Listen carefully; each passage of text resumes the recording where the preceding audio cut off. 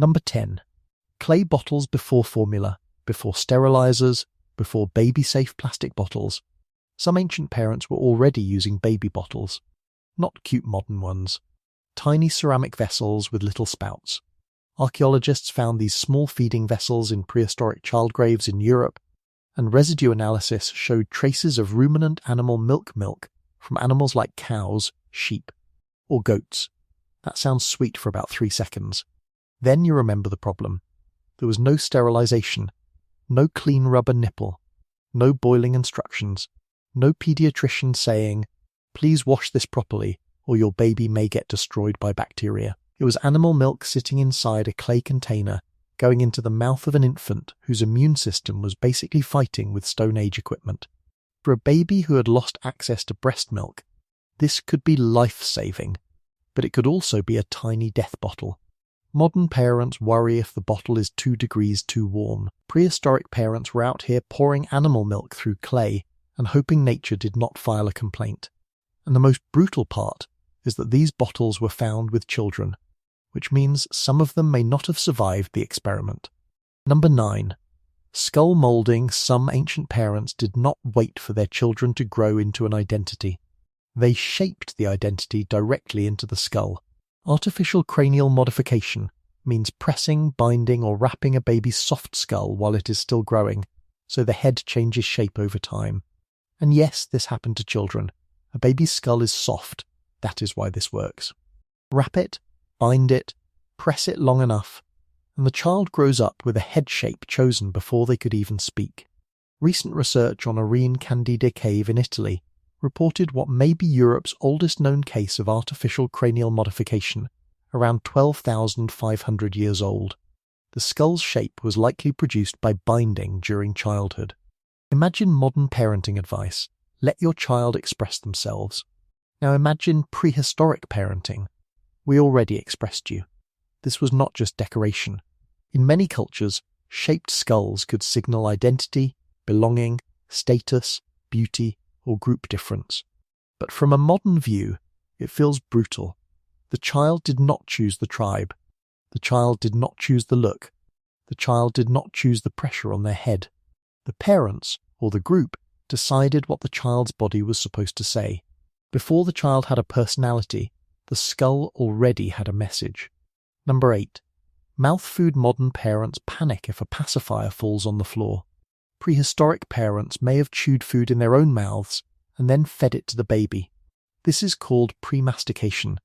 It sounds disgusting, but before blenders, baby food jars, soft pouches, and tiny airplane spoons, it made brutal sense. Babies cannot chew tough meat. They cannot handle hard roots. They cannot grind seeds properly. They cannot deal with half the wild food adults had to eat. So someone had to turn adult food into baby food, and that someone had teeth. An adult chews the food first, softens it, mixes it with saliva, and passes it to the child. By modern standards, that sounds like every health warning screaming at once. Saliva, bacteria, old meat, plant fibers, dirt, smoke, whatever was on the adult's hands 5 minutes earlier. But in a prehistoric world, gross was not the main category. Alive was the category. A chewed bite of food may have been the difference between a baby starving and a baby getting through the day. So yes, prehistoric baby food may have been partly made inside someone else's mouth. Brutal? Absolutely practical? Also absolutely. Number 7. Weaning. Cliff weaning today is treated like a milestone. First soft foods. Cute reactions. Little videos. A baby trying mashed banana like it just discovered betrayal. In prehistory, weaning was not cute. It was the cliff.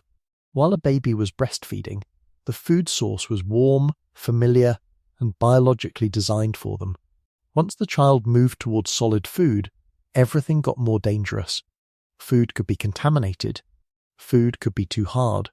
Food could carry parasites. Food could cause choking. Food could simply not exist when the group was hungry. Even in Neanderthals, scientists have studied tooth chemistry to understand breastfeeding and weaning. One Neanderthal child from Belgium showed evidence of breastfeeding stopping abruptly around 14 months. Abruptly, that word feels small until you imagine the child. Maybe the mother died. Maybe milk stopped. Maybe the group had to move. Maybe no one knows. The tooth only gives the chemical trace. It does not give the crying. That is what makes weaning so brutal. It was not just time for solid food. It was the moment a child left the safest food they had and entered the dirty, dangerous, parasite-filled buffet of reality. Modern babies get purees. Prehistoric babies got the survival menu. Number 6. Cave kids' modern parents buy nightlights because their children are afraid of the dark. Prehistoric parents may have taken children deep into caves. At Rouffignac Cave in France, researchers studied finger flutings lines made by fingers dragged through soft cave surfaces. Some of those markings have been attributed to young children, even very young ones. Children may have been inside dark cave spaces with adults, touching walls, making marks, possibly being lifted to reach higher areas. That image is wild. A toddler in a cave, no flashlight, no soft shoes, no emergency exit sign. Just darkness, stone, animal images, echoes, smoke, adults and tiny fingers making marks on the walls. To modern people, a cave is a danger zone. To prehistoric people, it may have been a place of art, teaching, ritual, memory or group identity. But still taking children into deep caves feels insane today. Imagine a modern parent saying, "Pack snacks. We're taking the baby into a pitch-black cave full of narrow passages and mysterious wall markings." Child services would appear out of the shadows. But in the prehistoric world, children did not learn culture from cartoons. They learned it by being dragged directly into the strange places adults thought mattered. Number 5. Blade school prehistoric children grew up around knives, not metal kitchen knives, stone blades. And stone tools are not harmless because they look primitive. Fresh stone flakes can be brutally sharp. Sharp enough to cut skin, meat, hide, and anything else soft enough to lose the argument. Modern parents hide scissors. Prehistoric parents lived in a world where the tools of survival were lying around camp. Cutting tools. Scrapers, points, bones, fire, hardened wood. Sharp edges everywhere. Children had to learn early because tool knowledge was not a hobby. It was food.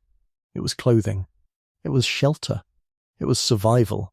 That means childhood probably included cuts, burns, mistakes, and adults yelling the ancient version of, "I told you not to touch that." There was no toy survival kit, no plastic practice knife, no safe learning environment. The learning environment was the same place where animals were butchered and hides were scraped. That is what makes it brutal. The child had to become useful before the world became safe, and the world never became safe. Number 4. Grave babies. Some prehistoric and ancient babies were buried in ways that feel painfully close to home. Not far away in some separate cemetery. Sometimes infants were buried in domestic spaces, caves, vessels, or places tied to the living. A baby under a floor, a baby in a pot, a baby in a cave, a tiny grave placed near the world of adults. To modern people, that can feel unbearable. The dead child is supposed to be taken somewhere separate, somewhere formal, somewhere clean. But in many ancient contexts, the dead stayed close, especially the very young. That may sound creepy now, but it may have been love, or grief, or belief, or the idea that the baby still belonged near the house, the family, or the ancestors. The brutal part is how normal child death must have been. Not emotionally easy, normal in frequency. A prehistoric parent could love a baby with everything they had and still lose that baby to fever, infection, hunger, injury, cold, or something no one could even name. Then the child might not leave the family space completely. The home became the memory. The floor became the grave. Number 3. Body tags. Some children were marked before they had any choice. Not with school uniforms, not with cute baby bracelets, with the body itself. Skull shaping is one example, but ancient body marking could also include decoration, scars, piercings, ornaments, pigments, hair treatment, or other signs of belonging. A child's body could become a social label before the child understood society. This is the part modern people do not like. We like to imagine identity as personal. You choose who you are. You discover yourself. You express your individuality.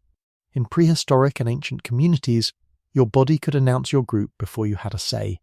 You might be marked as one of us, different from them, belonging to a family, lineage, camp, status, or ritual world. And maybe that helped protect the child. Maybe it gave them identity. Maybe it gave them value. But it also means the body was not private. The group had claims over it. A child was not just a child. A child was a message walking around on two legs. Number 2, sick math modern parents hear a baby cough and start searching symptoms like they are defusing a bomb. Prehistoric parents had no search bar, no antibiotics, no IV fluids, no clean hospital bed, no thermometer, no emergency room, no come back if symptoms worsen. Symptoms just worsened. A fever could be deadly. Diarrhea could be deadly. A small infected cut could be deadly. Bad water could be deadly. A parasite could turn a child into a slow emergency. And the most brutal part is that parents may have known something was wrong and still had almost no way to fix it. They could warm the child, feed them if food existed, use plants if the group knew them, keep them close. Hope, that was the treatment plan. Hope and whatever knowledge the group had earned the hard way. This is where prehistoric parenting becomes terrifying. Love was real. Care was real. But power was limited. A parent could do everything right and still lose. That is a kind of brutality modern people rarely understand. Not cruelty. Helplessness. Number 1. Survival math, the most brutal prehistoric parenting habit, was not one strange practice. It was calculation. Every day had math built into it. Can this baby survive the move? Can the mother produce enough milk? Can the sick child walk? Can someone carry them? Can the group wait? Can food stretch one more day? Can the weakest survive the cold? Modern parenting has hard choices. Prehistoric parenting had choices with teeth. If the group stayed too long, food could run out. If they moved too soon, weak children might not keep up. If adults gave too much food to one child, others might suffer. If a baby cried at the wrong time, it could attract danger. If a parent became too weak, both parent and child were in trouble. That sounds cruel because the world was cruel. Prehistoric parents were not monsters. They were trapped inside nature's worst contract. Love the child. Protect the child. Feed the child. Carry the child, but never forget that the entire group is also trying not to die. That is why prehistoric parenting sounds brutal today. Not because they did not care.